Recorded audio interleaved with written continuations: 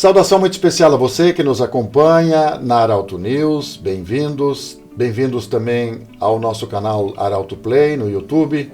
Bem-vindos ao Portal Arauto e também no Spotify da Arauto.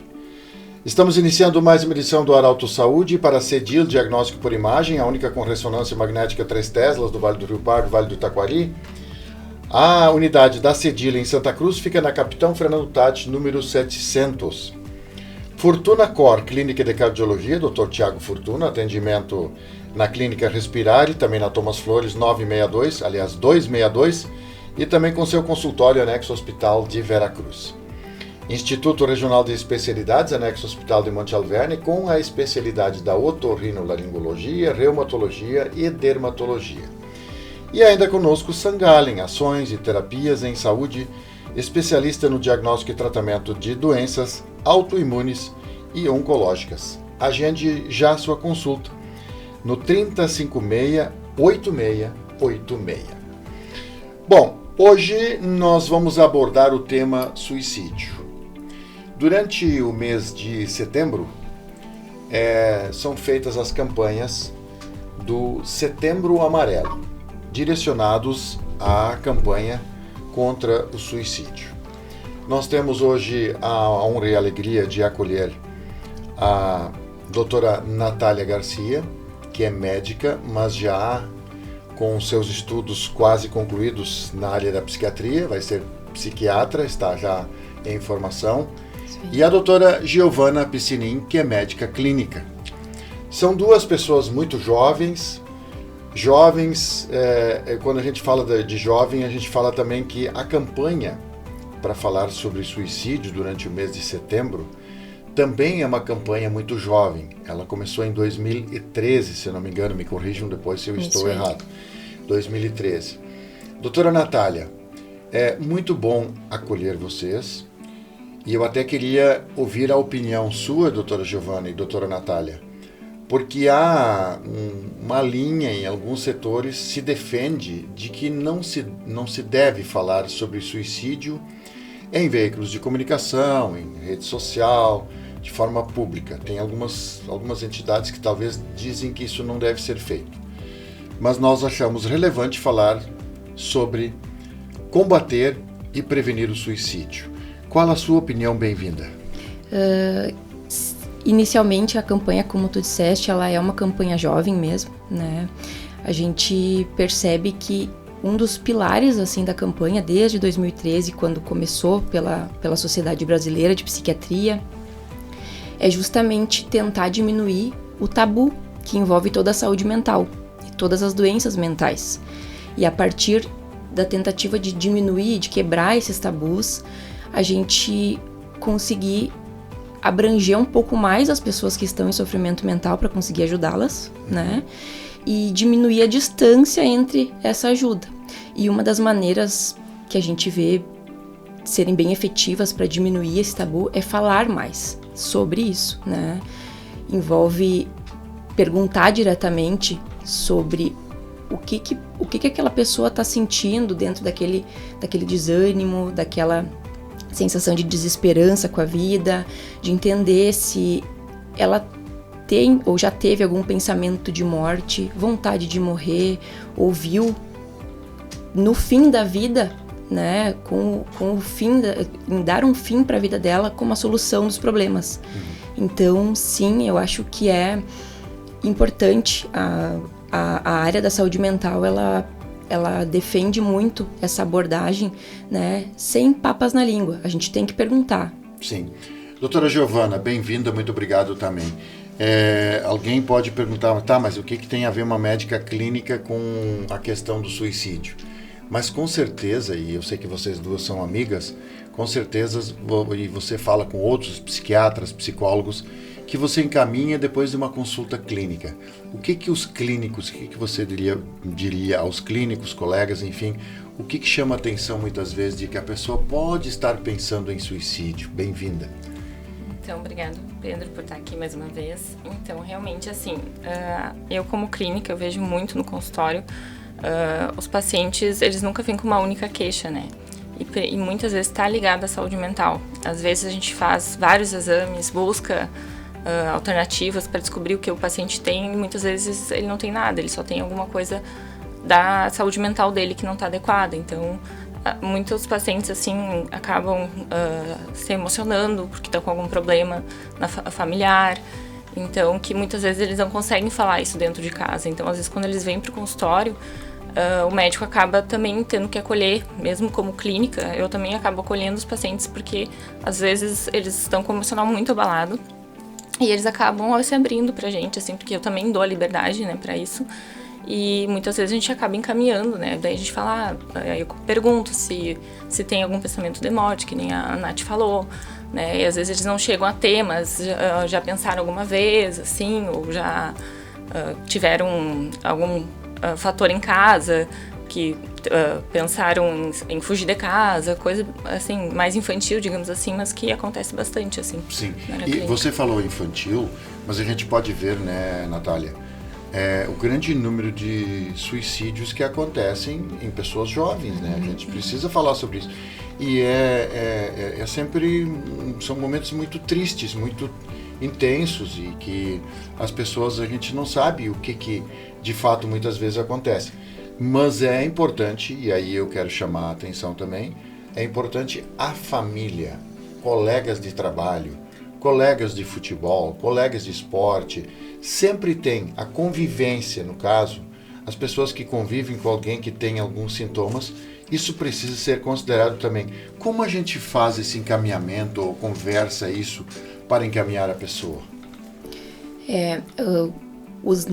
As taxas de índice de suicídio, elas são realmente mais altas em grupos jovens, como tu falou, né? A idade ali entre os 19 e 29 anos, os últimos 5 anos são a idade, a faixa etária que mais teve registro, né? Infelizmente, de suicídios. E uma coisa interessante, assim, pra gente ter como conhecimento, é que a cada pessoa que tira a própria vida, a gente tem no mínimo 60 pessoas envolvidas, considerando família, amigos e convivências de classe, né? Trabalho, grupos sociais, hobbies. Então, ou seja, vamos ver se eu entendi de forma primária. Alguém está dando sinais, 60 pessoas estão em torno que poderiam e podem perceber alguma coisa. Isso. Essa isso. É. Já esse dado, esse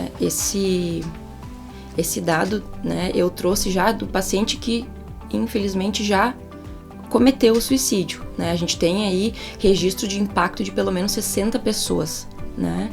Então, são 60 pessoas que, sim, talvez presenciaram algum sinal, talvez puderam perceber, né, direta ou indiretamente, algum sintoma ou sinal que aquela pessoa apresentou, né? Sim. Dentre esses sintomas, é uma pessoa que muda o comportamento dela, né? Não, a gente não precisa esperar uma mudança brusca de comportamento. É uma pessoa que vai tornando, né, diferente a apresentação dela, o semblante, muitas vezes o cuidado pessoal, a gente percebe no jeito que a pessoa está se vestindo. A pessoa tinha o costume de, né, ter uma aparência bem preservada e ela começa a ter um certo desleixo, começa a ficar um pouco mais descuidada. É uma pessoa que ela vai alterando hábitos bem diários dela. É uma pessoa trazendo bem para nossa realidade, uma pessoa que não se atrasava e começou a se atrasar. É uma pessoa que antes conversava mais e está mais isolada, né? Isolamento, sentimento assim de tristeza, não se entusiasma mais com novidades, né? Sim.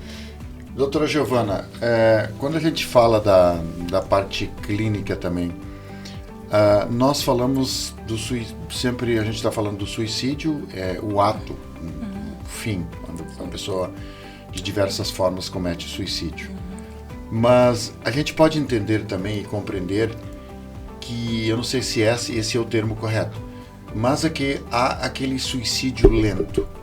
Aquela pessoa que, de repente, como você falou, doutora, está desgostoso com alguma coisa, começa a ingerir bebida alcoólica de forma exagerada, começa a se alimentar mal, não se cuida, ou seja, não importa. Está ali para aproveitar ao máximo e não se importa com... eu não sei se o termo é correto, suicídio lento, daquela questão, eu estou falando de forma primária aqui, mas são coisas que acontecem também. A pessoa começa a ter vícios que prejudicam e ela mesma sabe, olha, com o tempo isso aqui vai terminar, mas eu não me importo.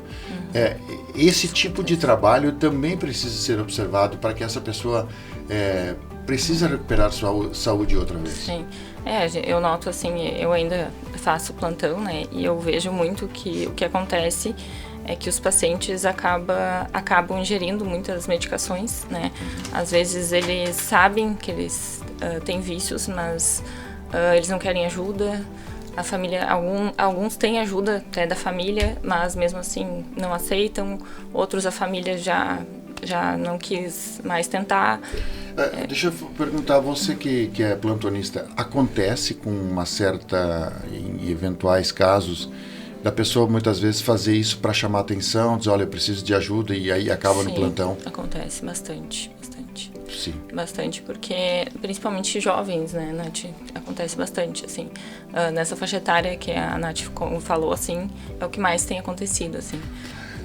Doutora Natália, a gente chama de Nath, né, porque foi assim que me apresentaram ela, né, Natália Garcia, futura psiquiatra, mas já bastante evoluída nos seus estudos. Doutora, como é que nós podemos hoje, por exemplo, trabalhar o sentimento?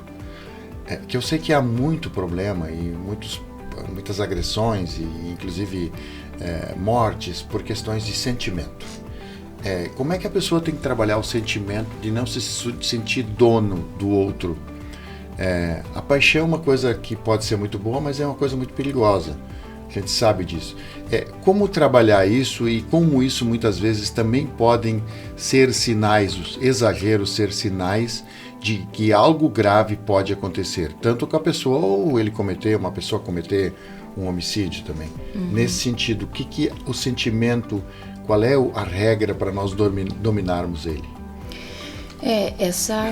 Esse termo, né, que tu usou, a paixão, ela é um termo que ela vem muito de encontro, assim, ao que a gente visualiza no contexto de doença mental, né, de adoecimento mental, pensando em depressão, pensando em ansiedade generalizada, né, transtornos de humor, transtornos de personalidade. E o termo paixão não necessariamente com o termo de estou apaixonado por alguém, não nesse sentido, mas paixão de estar à flor da pele. Aquele pico de dopamina, isso, né?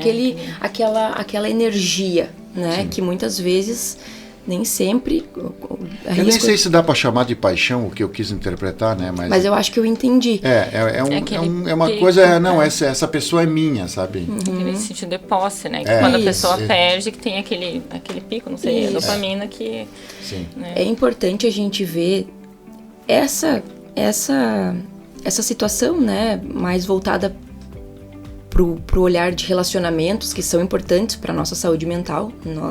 A nossa saúde mental, a gente depende do nosso convívio, das nossas relações, né? E de qualquer maneira, apesar disso ser fundamental, disso ser completamente importante, impactante, a gente tem que ver e entender, né, esclarecer que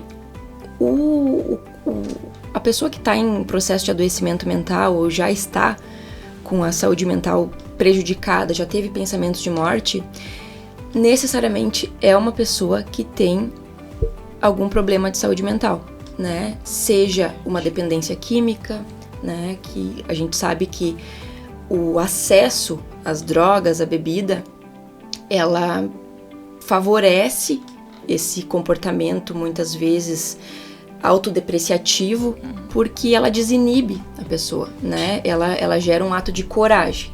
E a dependência química faz parte do nosso contexto de doenças mentais, né? A pessoa estar dependente química é um sinal de falta de saúde. Sim. Assim como a depressão, né? Assim como o transtorno de humor bipolar, assim como os transtornos de personalidade. Então, muitas vezes, essa sensação de posse e de frustração com relacionamentos que não dão certo, né, que que vão aí ao encontro dessa paixão que a gente está comentando, muitas vezes elas são um desequilíbrio, não de um processo natural, né, social da gente, mas já está nos dando aí um sinal de que a maneira como aquela pessoa se comporta com os relacionamentos, com a vida social profissional dela, está trazendo um certo prejuízo, porque de fato, todos os seres humanos, a gente sofre quando perde alguém, a gente fica triste quando a gente termina um relacionamento, isso é inato do ser humano, mas existem outros comportamentos que fogem desse esperado, né? Eu falei antes do suicídio lento, e certa vez um colega de vocês duas, um psiquiatra, ele falou sobre uma questão de acidentes de trânsito, muitas vezes alguns que acontecem, outros acidentes, que não fica difícil de explicar o que aconteceu, por que isso aconteceu. Nesse sentido, quando a gente fala de suicídios, esses muitas vezes não são nem contabilizados, eles são considerados um acidente, porque é muito difícil ter essa contabilidade. Então, a gente talvez tenha números muito maiores, né, em se falar de suicídio, do que aqueles que estão ali na estatística, nossa estatística. Eu não sei se isso é uma avaliação, se isso procede, esse tipo de informação, ou não, não sei como é que vocês avaliam isso. Eu acho que procede, mas volto assim a sinalizar que, apesar de talvez a pessoa estar num comportamento já de isolamento, de evitativo, né, de não estar querendo conviver muito antes daquilo acontecer, é geralmente esperado que aquela pessoa que comete o suicídio a partir de um acidente de trânsito, né, provoca um acidente de trânsito para tentar tirar a própria vida, essa pessoa ela já estava em sofrimento, né? Apesar de muitas vezes, infelizmente, eles conseguirem esconder. Às vezes é muito difícil, né? Assim, vocês que são médicas e prescrevem medicamentos, qual é o risco de automedicações, de pessoas indicarem medicamentos? Porque nós temos, inclusive, drogas. Vamos falar das drogas, né? Das drogas de forma geral, incluindo álcool e outras drogas aí, que podem muitas vezes fazer com que a pessoa tome decisões impensadas. Qual é o risco também de a gente usar medicamentos de forma inadequada, medicamentos que para alguma pessoa pode ser indicada com um rigoroso controle, ou uma combinação errada de medicamentos também pode contribuir muitas vezes para esse tipo de ato. Qual é a importância de quando uma pessoa apresenta um problema psíquico na área psicológica, ter uma boa medicação, um indicativo de um remédio correto? Hoje a terapia farmacológica dentro da psiquiatria, ela é uma das condutas mais importantes, né, no contexto de cuidado da saúde daquele paciente. Claro que a gente faz mão da parceria com a psicoterapia, né, os psicólogos e os próprios psiquiatras que fazem a psicoterapia, né, a análise, como a gente está mais acostumado a ouvir, elas são duplas fundamentais, né? É comprovado que o êxito do tratamento da saúde mental do paciente, ele é muito maior quando a gente associa essas duas prescrições, psicoterapia mais farmacologia. Mas como tu perguntou ali especificamente, né, isoladamente do remédio, inicialmente para tirar aquele paciente do risco de suicídio, existem hoje medicações muito bem prescritas, muito estabelecidas, que a gente sabe que são impactantes, né, impactam diretamente nos resultados, assim. Quero ir ao seu encontro, doutora, e dizer que durante esse programa, a gente conseguindo com que essa sua fala se prolifere bastante, por isso que eu gostaria que compartilhassem esse programa depois, porque talvez muitas pessoas precisam saber disso, que há medicamentos hoje extremamente seguros e bem indicados para evitar um suicídio. pedir ajuda, né? Assim, as pessoas às vezes em sofrimento, né? Às vezes chegam no hospital em muito sofrimento. Então, procure ajuda, mesmo que não tenha ajuda em casa, vá no hospital, procure ajuda. E como você falou há pouco, tem em torno de 60 pessoas envolvidas, impactadas. Nós temos talvez pessoas que não levem, ninguém deve se culpar, porque é outro sofrimento, né? Mas nós muitas vezes também temos que cuidar, né, doutora Giovanna e doutora Natália, que nós somos coautores. Nós temos que ter um comportamento não agressivo, ver o que a gente fala, porque a gente, na semana retrasada, a gente formou o Grupo Arauto com a Foco e o Colégio Sinodal Imigrante, formamos a primeira turma de comunicação não violenta. E a gente ouviu desses alunos o quanto é prejudicial para eles, que são adolescentes ainda, algumas coisas que através da comunicação, em casa, nas empresas e na forma pública, a quantidade de pessoas que ficam ruins quando elas recebem comunicações violentas. Então, eu já quero perguntar para vocês duas também. Quando a mídia, tudo que tem disponível hoje, muitas vezes, coisas como... Tem pessoas que não têm controle de usar uma arma ou alguma coisa nesse sentido. Como avaliar quem pode lidar com algumas situações para ter um equilíbrio e não cometer algo mais sério por desequilíbrio emocional? Como é que funciona? A importância, por exemplo, de quem tem o porte de arma ser muito bem avaliado também. Eu acho que ainda assim, não sei se a Nath concorda comigo, mas eu acho que ainda existem muitas falhas ainda no sistema em relação a isso, né? Embora as empresas tenham feito um trabalho assim nessa questão da saúde mental, mas eu acho que como um todo, assim, tanto nas universidades, quanto nos colégios, quanto nas empresas, teriam que ser feito um trabalho mais assíduo, assim, nesse sentido. Dentro das próprias empresas? Dentro das próprias empresas, assim, justamente para comunicar, porque às vezes tu não sabe o que por exemplo, um patrão da empresa não sabe o que o funcionário está passando, né? Então, às vezes, ele acaba, assim, descarregando alguma coisa e um gatilho pode ser um fator essencial para aquela pessoa cometer um suicídio, né? Então, por isso que essa comunicação não violenta é muito importante, assim, que eu acho que ainda é um assunto que tem que ser bastante trabalhado ainda, né? Vou botar mais um acréscimo aqui, doutora Natália. Quando a gente fala desse rigor, dessa comunicação violenta que muitas vezes contribui com uma pessoa possa tomar uma decisão. Eu falei na noite lá da formatura, eu disse, uma palavra pode matar, uma palavra pode curar, uma palavra pode fazer sorrir e mudar tudo. Mas tem a questão também daquele rigor do comportamento, porque nós temos algumas culturas, em algumas instâncias, onde o suicídio é alto, porque as pessoas não suportam o extremo rigor, aquela coisa rigorosa.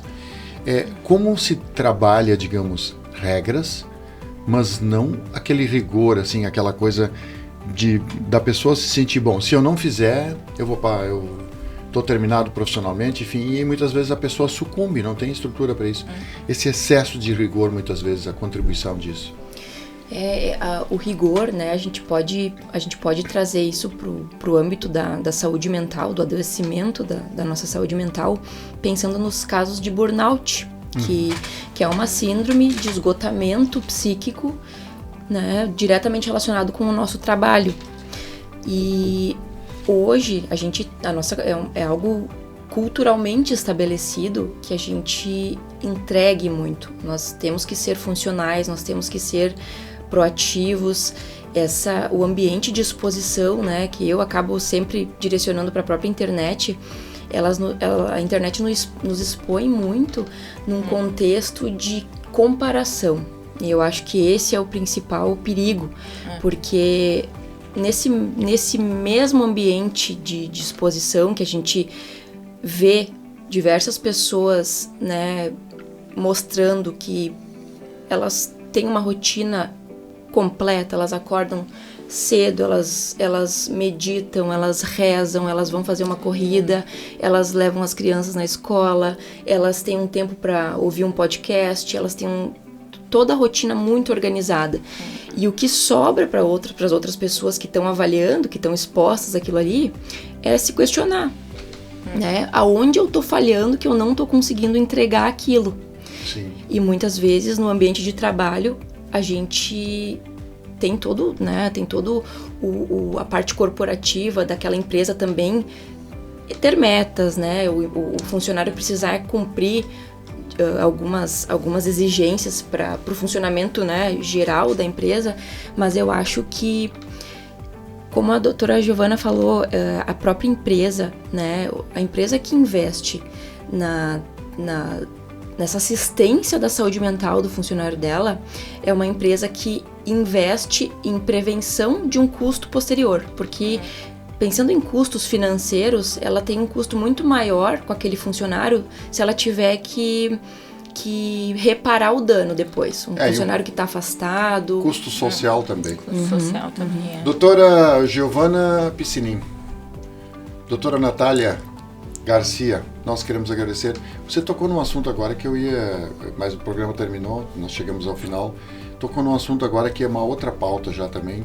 Aquela coisa de dirigir, falar, escutar podcast, fazer tudo de forma simultânea. A gente sabe que a gente está se colocando em risco. Tanto para um desequilíbrio emocional, como um acidente, fazer as coisas erradas. Nós temos muitos riscos com isso, de fazer várias coisas ao mesmo tempo, dessa autocobrança em excesso. Ela nos coloca em risco também. Então, nesse sentido, uma outra oportunidade a gente vai falar. Eu conversei aqui no Arauto Saúde com a Natália Garcia, ela que é estudante da psiquiatria, médica também, sobre o suicídio, Setembro Amarelo. É muito importante conversar com isso. Conversei também com a Giovana Piscinin, médica clínica, plantonista e uma médica que tem seu consultório também. Muito obrigado. Arauto News lembra que esse programa vai estar em formato podcast, em instantes no portal Arauto, mas você já pode ver o vídeo, ele já está disponível também no nosso Arauto Play, no YouTube, e ainda também no Spotify da Arauto. Eu quero agradecer, as imagens e os áudios são da Milena Miller, a nossa colega do Criativo, do Grupo Arauto, e ela que é a soberana do município de Veracruz também, mas já retornou também às suas atividades depois da grande feira da produção e nas suas atividades paralelas. Milena, muito obrigado a você também por esse carinho e por esse trabalho. A toda a equipe do Grupo Arauto, saudações, e nós esperamos encontrar você na próxima edição do Arauto Saúde. Um grande abraço e até!